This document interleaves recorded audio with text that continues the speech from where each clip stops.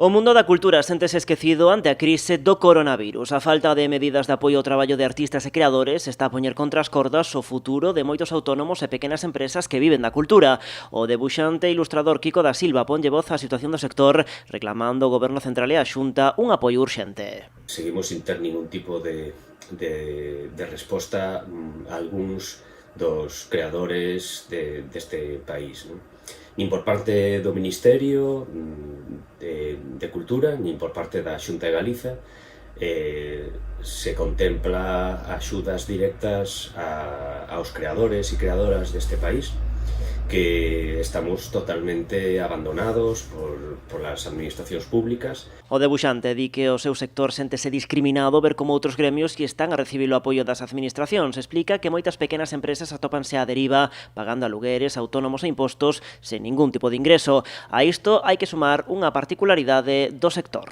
Facemos a declaración anual porque nos non vendemos obra, nos alugamos os dereitos de autor, co cal pagamos IRPF, e a nosa declaración é anual, non é trimestral.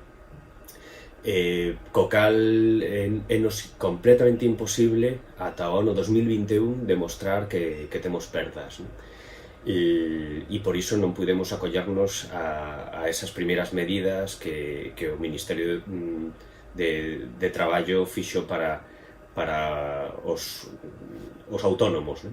Os ilustradores enfróntanse ademais a outro problema. As editoriais están pospoñendo os lanzamentos que tiñan previstos. O mundo editorial está postergando as novidades que eran do mes de marzo e de abril, moi probablemente para despois do brao, e isto vai significar que ata 2021 vai haber moi pouquiños encargos de ilustración e de literatura, porque hai overbooking, non? E lóxicamente non vamos a saturar o mercado e moito menos as librarías.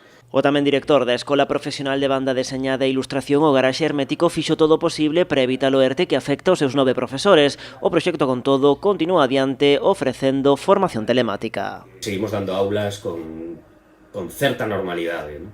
É todo moito máis complexo, calquer mestra que este dando aulas online sabe que é moito máis difícil, máis farragoso, é moi complexo tamén manter a atención dos alumnos e alumnas estando cada unha na súa casa, pero bueno, a verdade é que os alumnos están respondendo moi ben e están tomándose moi en serio todo isto, e a verdade é que estamos moi orgullosos de poder seguir impartindo as aulas casi como si estuviéramos no propio local. Esta aposta polas novas tecnoloxías traduciuse nun incremento significativo do gasto pola compra de accesos a programas específicos para poder dar as clases, pero tamén porque os gastos correntes do mantemento do local continúan, aínda que a súa porta se manteña pechada.